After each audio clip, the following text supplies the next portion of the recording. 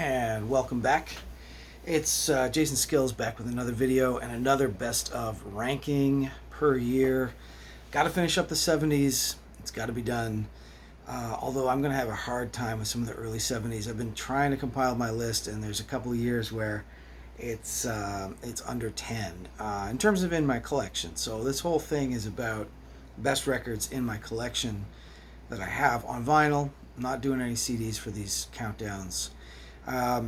Just did the 86, jumping back into the 70s now to wrap it up. We got 1978. So there's some stuff missing out of this list. So full disclosure, you're not going to see Throbbing Gristle, which maybe you should. That's the DOA album, which is an awesome, strong album, but I have it on CD, not on vinyl, rather. And I've got a couple of honorable mentions to show before I get into the top 12. There's going to be a lot of, we're getting into early UK punk, so stay tuned for that. So, of course, a little bit of jazz funk fusion still lurking about in the 70s, and some hard rock. You may have guessed some of the 78 classics, some big albums in 78 for sure. I don't think it's as strong as 77, but I guess I'll leave it up to you guys to see what you think. Now, straight up, I've got a couple of honorable mentions that did not make my top 12. That just skirted outside the 12. This one, of course, from Herbie Hancock, rocking the big Run DMC style glasses. This album cover alone should almost merit it in a top 10 somewhere, and that's because of this back picture. I mean, this has been used in many synthesizer ad for sure. He was loading up. He's going electric. It's no joke. Now, also as cool, just as cool almost in this album, is the inner sleeve for this one. Again, showing off some ARP and some Moog.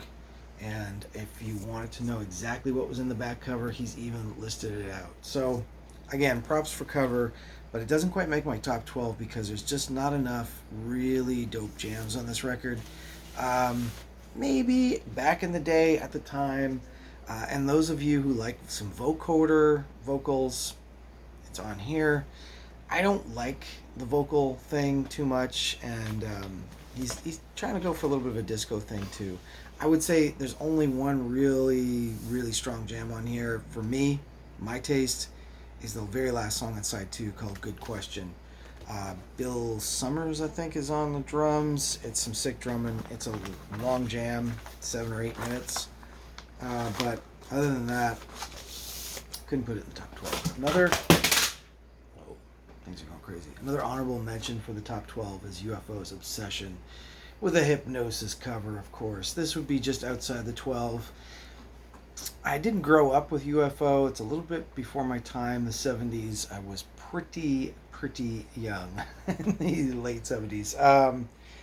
So I don't have any reference or nostalgia for this stuff, and it's definitely classic rock, and it's Michael Schenker on guitar. So, but I haven't had this album for a long time, and just jumping through it, nothing blew me away on quick listens. And really, this album sounds very, very similar to Led Zeppelin. It's almost got a big drum and almost got like a Robert Plant vocal. It's just not quite, right? Like it's like a 70-80% of Led Zeppelin on this album. And maybe you would dig that if you're kind of sick of hearing the Led Zeppelin songs and you know them too well. Anyway, it's a real classic hard rock kind of album outside my top 12. So enough of that. We spent almost 5 minutes on the outside, but let's get inside on the 12. And coming at 12, this one surprised me. This is totally surprise. But the other day, I'm digging through some of my records, 70s records, jazz records, funk records, and I happened to come across this record twice. So I had double copies of this. And it's 1978, so it deserved a couple quick plays. But you know what? Those quick plays turned a little longer than I thought. Sunny Fortune, our Infinity Is. It's a really cool album cover. This looks like it could be a Hypnosis cover. Here he is on the back. Sax man out of Philly. I think he started recording stuff in the 60s.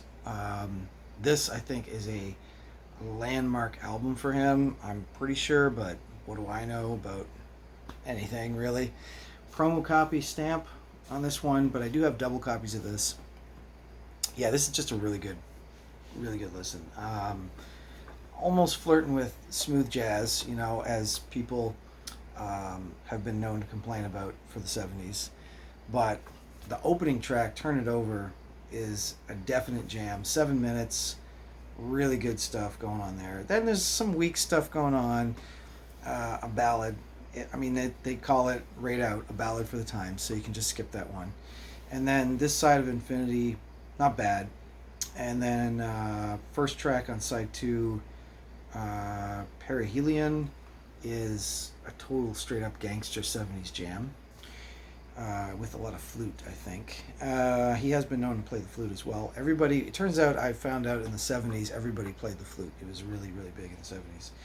And the last song on side two, Makeup, is a pretty good up-tempo track. So look at that. This is better than the Herbie Hancock. Now, I've had Herbie Hancock higher in my list anyway, so I feel like, you know, I'm pretty safe to leave him out of the top 12 this time and give a little love to a new artist. Well, new old artist. I think he passed away in 2018, actually. Sonny Fortune is my number 12. Take it or leave it. It's one of the two jazz funk records in this list, by the way, so he's representing it in that genre, fusion genre. Now, the next one is a monster record. It's low on my list because it's been played to death. This is on radio nonstop, but you know, 78, you have to give a little bit of love to VH. The debut, Van Halen 1, there they all are. And check out the price tag. I got this one. This was one of my famous charity finds for $1.99. $2 for Van Halen. You can't really deny that.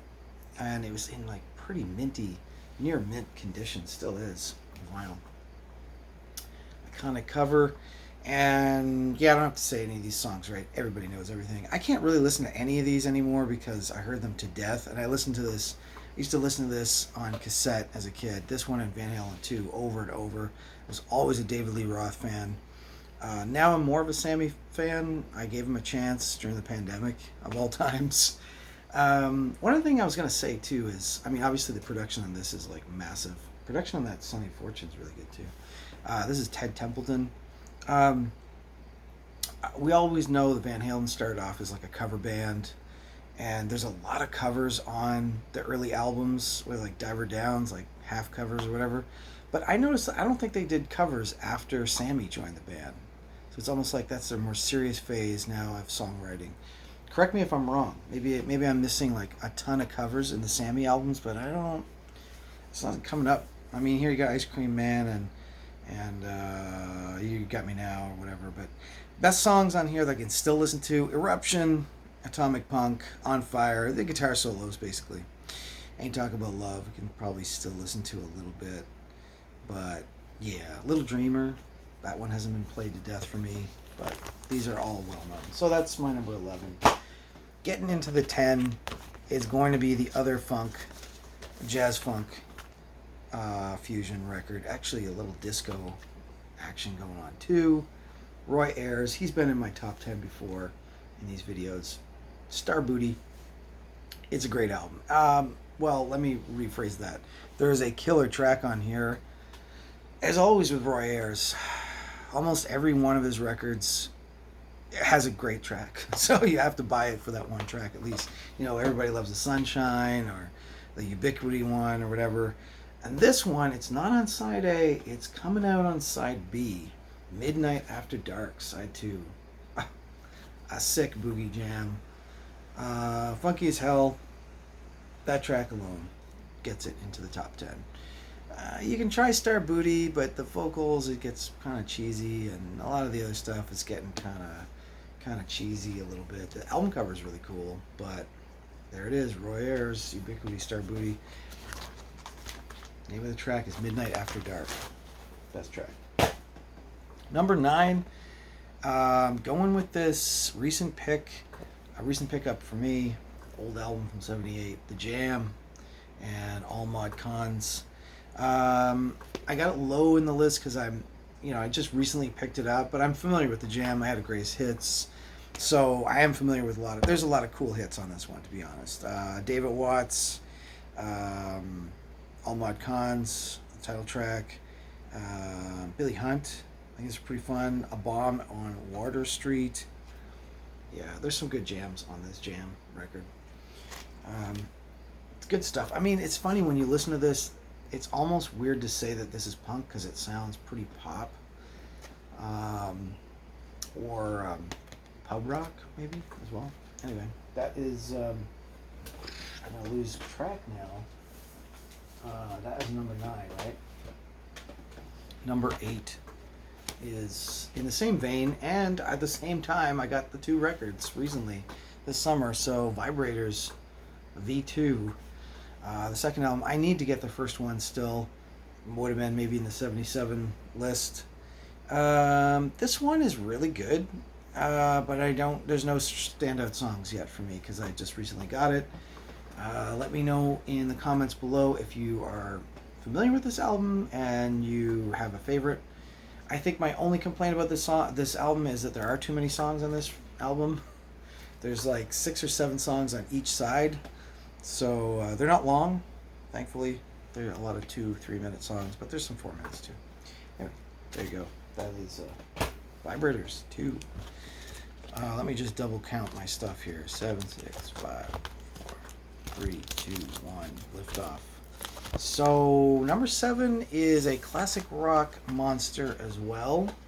Maybe not as big as Van Halen's debut, but for those who like to rock, for those who are mega Bon Scott fans, this had to be in the top 10.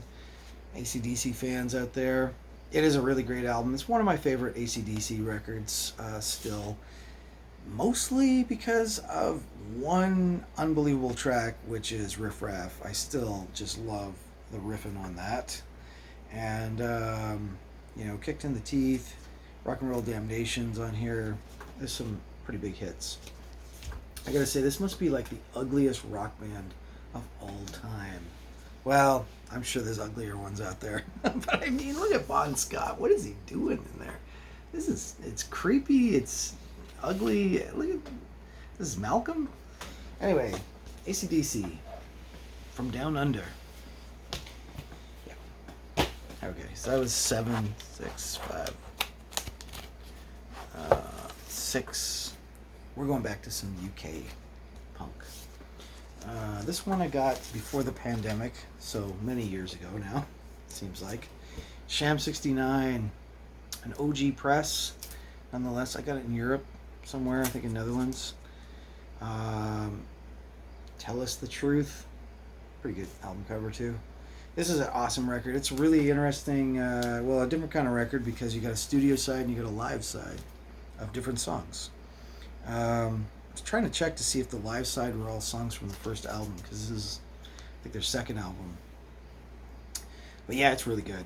I mean, this is better. I would, if we're comparing the UK punk stuff so far, this is better than the Jam and the Vibrators for me. It's a little rougher, raw edge to it. I don't think you'd come close to calling it poppy. The live side is rippers, and the studio side is just as good. So there you go. Sham 69. That's my number 6. All right, now we're getting into the top 5. And we're going to start off with more UK punk. At number 5, I am bringing in the Buzzcocks, because it has to be done. This is an awesome album. Music from another, in a different kitchen, whatever the hell it's called. This is a reissue that I got in LA. Actually, I bought it at Amoeba, and that's just a black inner sleeve. And then this is like a lyric booklet or whatever. I mean, it's a pretty good reissue packaging. So another Music in a Different Kitchen, and it is a colored vinyl, which I kind of hate these days. Why do I hate? I hate colored vinyl because there's too much, especially in metal. Very bad in metal. Every single metal record, every single reissue has to be colored vinyl. This one's actually kind of cool. I kind of like this gray and orange combo, and it's see-through, as you can tell, which is part of the issue I have with colored vinyl for DJing, because you can't see the between songs sometimes very well, or worse than that, you see the other sides between songs breaks. Anyway, it's a DJ thing more than anything else. Or a listener thing, I guess, if you're trying to skip some tracks and not play the whole side front to back. How do people listen to records these days, anyway? Listen to a whole side, or do you skip around?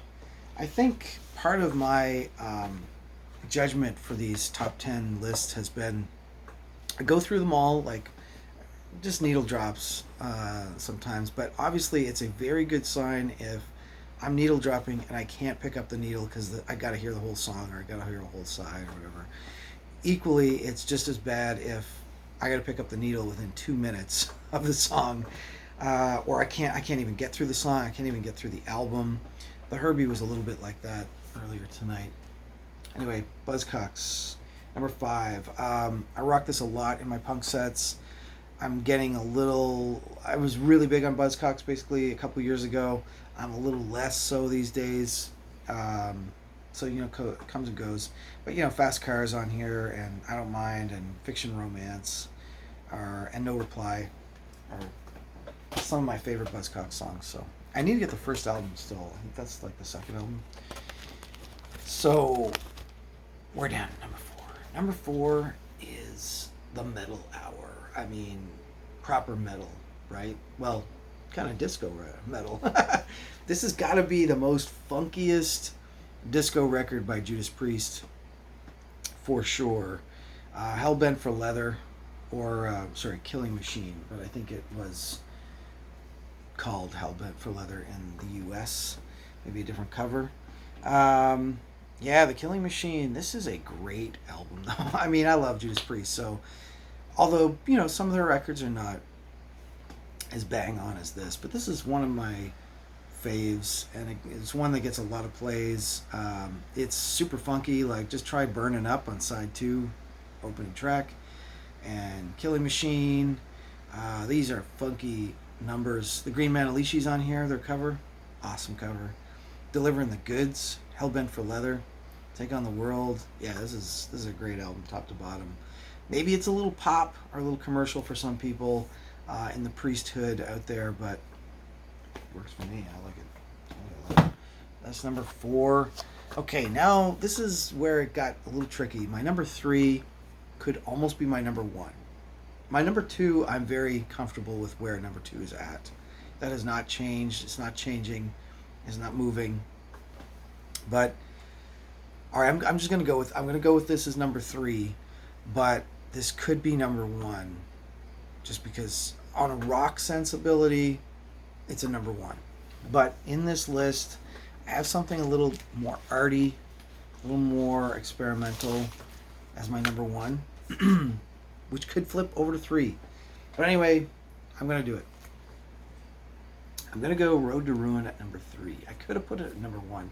It is my favorite Ramones album, I think, more than the debut. Only because the debut I've played to death, and I almost can't listen to it because I know the songs too well. But this is an excellent Ramones album. This is my second favorite album for sure, or my favorite album by them. I don't know why anybody picks Rocket to Russia or the other ones over this. I have no idea. I can't understand that. I guess we're different people, but just want to have something to do. And Bad Brain, which is always one of my faves, but Needles and Pins and I Don't Want You, and I'm Against It. Go Mental. I Want to Be Sedated. Yeah, good album. They even their little ballads that they try don't get on my nerves too much. It's fun. Good Ramones album. That's my number 3. It's an OG press I got too. So my number 2, like I said, is not moving at all. This is pretty much, when I made this list, I knew this was going to go high up. And it's going to go at number 2. So Kraftwerk's Man Machine. This and Trans Europe Express are my 2 faves by Kraftwerk. The early stuff. This is jam-packed with goodness. It's only 6 songs and they all rock. A couple of them are repeats of each other, I guess. But the Man Machine, the title track, is killer. Just love the synth line, how that begins. We got to see them recently in New York too at the Radio City Hall. Awesome concert. The Model, Neon Lights, The Robots, Metropolis, Space Lab. I should get the German version sometime too, but this is the English version. Paid $25 for this older copy. It's not like the first, it's actually a 1993 reissue, but it's a pretty good reissue. And that's my number 2 is Kraftwerk. All right, so let's wrap it up here with number 1. This is instead of the Ramones. Maybe I'm going to regret this tomorrow. I'm going to be like, let's redo this whole video. Whatever. You know, the numbering. Anyway. I'm putting Pere Ubu at number 1. The Modern Dance. Yeah, for real. A lot of you probably haven't heard this album, or maybe don't even know who Pere Ubu is. I think they're from Ohio or Cleveland. Yeah, that's in Ohio. Really seminal, cool band. Art rock, angular, but jazz influence too. And there's like some ambient kind of tracks on this as well. I think this is their debut album. I have one other one by them too that I like a lot, but this one I love. Real World, The Modern Dance, The Non-Alignment Pact, which starts off side 1, are very cool tracks, standout tracks. And then there's like just more obscure, interesting stuff. So I think on the creativity level, in terms of interesting and mixing of multiple styles, it beats out my number 3, Ramones. Maybe not in terms of 1-2 punch or rockability. And of course, the insanely crazy sounding voice of the lead singer of Pere Ubu, which I'm forgetting his name now. Let me see here. What is it? Dave Thomas. That's it, Dave Thomas. Just a really unique voice. If you haven't heard it, check it out. It's probably going to divide you. It's probably going to be like you love it or hate it. It's like Geddy Lee of Rush or something. But Pere Ubu. There you go. That's my number 1 for 1978. Hope you guys like these countdowns. Post a comment below. Tell me what you would pick for 78. Tell me all the things I got wrong about this list and totally messed up or missed. And hit the like button. I never say that, but it helps the algorithms or whatever. See you guys in the next one.